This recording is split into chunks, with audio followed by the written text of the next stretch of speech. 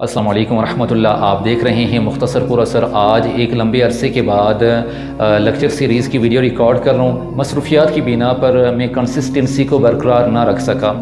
Basically میرا مقصد یہی تھا کہ ویڈیوز ریکارڈ کر کے اللہ تعالیٰ کا پیغام پوری دنیا میں پھیلانے کی کوشش کروں، اور اس حوالے سے الحمدللہ ثم الحمدللہ باقی محنت تو میری جاری ہے۔ اسکول اور کالجز میں جا کر لیکچر کنوے کر کے آ جاتا ہوں، لیکن یہ ایک بہت لمبا سفر ہے جس میں زندگی کا کوئی بھروسہ نہیں ہے۔ تو اس حوالے سے میں نے سوچا یہ تھا کہ ویڈیوز کے ذریعے سے بھی لیکچر ریکارڈ کیا کروں گا اور آپ تک اللہ اور اس کے رسول کی بات کو پہنچا دیا کروں گا۔ اور یہ ایک مومن کا کام ہے، کوئی کسی مخصوص طبقے کے لوگوں کا کام نہیں ہے، بلکہ ہر مسلمان کے لیے یہ ضروری ہے کہ اس کو جتنا بھی دین آتا ہے، اس نے جتنا بھی دین سیکھا ہے جہاں کہیں سے بھی، تو اتھینٹک انفارمیشن لوگوں تک پہنچانے کی کوشش کرے۔ یہ ہمارے لیے ضروری ہے۔ میں آپ کو چھوٹا سا ایک واقعہ اپنی زندگی کا سناتا ہوں۔ مجھے ایک میسیج آیا واٹس ایپ پر کہ انیس بھائی ہم نے آپ سے کچھ معاملات ڈسکس کرنے ہیں۔ تو مجھے پتہ چل گیا کہ کس حوالے سے یہ گفتگو کریں گے، تو میں ٹائم نکال کر ان کے ہاں گیا۔ تو بڑی پیاری ایک ان سے میری ملاقات ہوئی، اور اس ملاقات کے دوران ایک 20 سال کا نوجوان، اس نے مجھ سے جو معاملات شیئر کیے نا، تو آپ تصور نہیں کر سکتے کہ میرے دل پر کس قدر چوٹ لگی ہے۔ اس طرح سے لگا کہ کسی نے میرے دل کو زخمی کر دیا ہے، اور تیر کے ساتھ زخمی کر دیا۔ اس نے کہا کہ انیس بھائی آپ سے ایک بات شیئر کرنا چاہتا ہوں۔ میں نے کہا کہ آپ بات شیئر کر سکتے ہیں۔ تو اس نے کہا کہ مجھے نماز نہیں آتی ہے۔ اب جب اس نے یہ بات بولی نا، 19 سال کا نوجوان، تو مجھ پر سختہ طاری ہو گیا کہ میں اب اس کو کیا جواب دوں۔ میں نے کہا آگے؟ تو اس نے کہا کہ میں ایک بار نماز شروع کی تھی تو نہیں آتی تھی، بہرحال میں نے شروع کی تھی، تو اس کے بعد چھوڑ دی تھی چونکہ مجھے نماز نہیں آتی تھی۔ میں نے یہ بات اس لیے کبھی کسی سے ڈسکس نہیں کی کہ لوگ مذاق اڑانا شروع کر دیتے ہیں۔ تو اس وقت تو میں ایک لمحے کے لیے خاموش رہا۔ تو میں نے ان کو کہا کہ آپ میرے پاس آئیں، میں آپ کو نماز سکھاؤں گا۔ اور میری آنکھوں میں آنسو آ گئے۔ عشاء کا ٹائم تھا، 15 منٹ آذان میں رہتے تھے۔ میں آ گیا مسجد میں سویرے، اور آ کر بیٹھ گیا مصلی رسول پر۔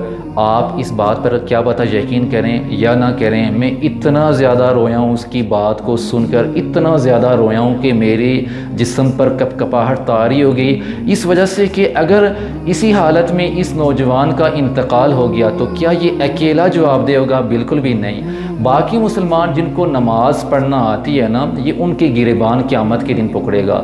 اب یہ ایز اے مسلم ہم سب کی ذمہ داری بنتی ہے کہ ہم باقیوں کو نماز درست کروائیں۔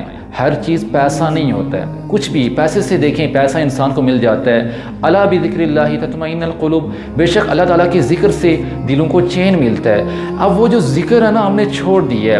صرف تسبیح لے کر جائے نماز پر بیٹھ کر اللہ اکبر کرنا، اللہ اللہ کرنا، سبحان اللہ کرنا، ٹھیک ہے، اچھی بات ہے، لیکن جو لوگ اللہ تعالیٰ کی یاد سے غافل ہیں، جنہیں معلوم نہیں کہ اللہ تعالیٰ کی ذات کیا ذات ہیں، ان کو تعارف کون کروائے گا؟ ہم ہی تو کروائیں گے نا، جب ہم ہمت نہیں کریں گے۔ میں نے کہا تھا go forward thinking that you need not your self but people need you, کہ یہ سوچ کر آگے بڑھیں کہ آپ کو آپ کی ضرورت نہیں ہے، لیکن لوگوں کو آپ کی ضرورت ہے۔ اب لوگوں کو آپ کی ضرورت ہے، انہیں خود نہیں پتا کہ انہیں کیا نہیں آتا ہے۔ اب آپ نے جس طرح سے میں نے لیکچر سیریز کا آغاز کیا، اس میں ہمیشہ کہا کرتا ہوں کہ ہمارا پرپز آف لائف کیا، لوگوں کو بتائیں یہ انبیاء کرام کا طریقہ ہے۔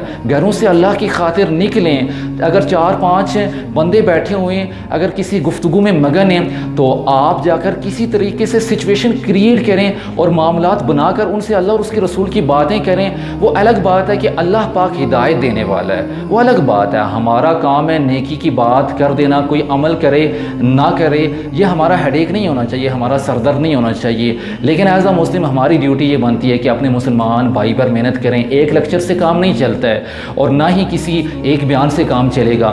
آپ نے ایک ایک مسلمان پر کہیں مہینے سپینڈ کرنے، خرچ کرنے، تب جا کر آپ کو تبلیغ کا محنت کا اثر نظر آئے گا، ورنہ کسی کو ایک بار نماز کے لیے بولیں گے وہ نماز نہیں پڑھے گا، اس کو بار بار کنونس کرنا ہوگا، مطمئن کرنا ہوگا، کبھی جنت کی خوشخبریاں دینی ہوں گی، جہنم کے فتوے فوراً سے نہیں سنانے۔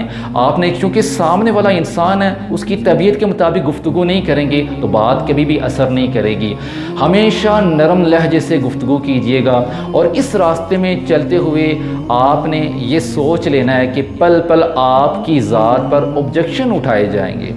نبی پاک صلی اللہ علیہ وآلہ وسلم کی ہسٹری اٹھا کر دیکھ لیں اور ساتھ میں تمام انبیاء کرام ان کی ہسٹری اٹھا کر دیکھ لیں، انہوں نے تو بہت سختیاں دین اسلام میں برداشت کی ہیں۔ ہمیں تو دین اسلام میں کوئی اس طرح کی رکاوٹ نہیں آئی ہے، لیکن ہم پر کوئی اگر تنقید کرے گا تو سوچ کر رکھ لیجئے گا کہ ہم نے تنقید برداشت کرنی ہے۔ کس ذات کے لیے؟ اللہ تعالیٰ کی ذات کی خاطر۔ تو اپنے اخلاق کو سنوارنے کی کوشش کریں، سب سے پہلے اپنی ذات پر محنت کریں۔ جب آپ ریڈی ہو جائیں، جب آپ میں برداشت کا مادہ آ جائے کہ آپ برداشت کر سکتے ہیں، اس کے بعد تبلیغ کا کام شروع کیجئے گا، ورنہ آپ پر کفر کے فتوے لگیں گے اور آپ کا چہرہ سرخ ہو جائے گا۔ تو ایسا نہیں ہونا چاہیے، آپ نے برداشت کرنی ہے۔ یہ وہ سفر ہے لیکچر سیریز کا، تبلیغ کا، اور اس کو کوئی بھی نام دے دیں۔ یہ وہ راستہ ہے کہ پل پل آپ اس راستے میں گریں گے اور آپ کو گر کر خود کھڑا ہونا ہے، کوئی دوسرا آپ کو کھڑا نہیں کرے گا۔ یہ چیز یاد رکھیے گا، آپ کو جتنے بھی زخم آئیں گے نا اور جتنا بھی خون نکلے گا خود صاف کرنا ہے، دوسروں پر آپ بھروسہ نہیں کر سکتے، صرف اور صرف اللہ تعالیٰ کی ذات پر یقین رکھ کر سفر کیجئے گا اور اس دل کو صاف رکھیے گا، ورنہ مقصد اگر اپنا واہ واہ شہرت ہوئی نا تو آپ کی ساری محنت رائے گاہ چلی جائے گی۔ آخری واقعہ سناتا ہوں، آپ کو پتہ چل جائے گا کہ بولنا اور دین اسلام کو آگے پھیلانا کتنا ضروری ہے، صرف اپنی ذات تک محدود نہیں رہ سکتے۔ اللہ تعالیٰ نے فرشتوں کو حکم فرمایا، فرشتوں فلاں بستی ہے وہاں پر میری نافرمانی انتہا ہو چکی ہے، کیونکہ ایک ٹائم ہوتا ہے کہ آپ تبلیغ کریں، لیکن جب وہ ٹائم ختم ہوتا ہے اللہ تعالیٰ کا عذاب آ جاتا ہے۔ تو فرشتے گئے تو حکم ہو گیا تھا کہ جا کر اس پوری بستی کو تہس نہس برباد کر دو، ختم کر دو۔ تو جاتے ہیں، دیکھتے ہیں کہ ایک شخص ہے مسلسل عبادت میں ابھی بھی بیزی ہے، مصروف ہے، اللہ تعالیٰ کی عبادت کر رہا ہے۔ فرشتے حیرت سے اللہ تعالیٰ کے پاس واپس آتے ہیں کہ اللہ وہاں ایک بندہ تیرا ابھی بھی عبادت میں مشغول ہے، اس کے بارے میں کیا حکم ہے؟ اللہ تعالیٰ نے فرمایا کہ آپ سب سے پہلے اسی کو عذاب میں گرفتار کریں، مبتلا کریں۔ کیوں؟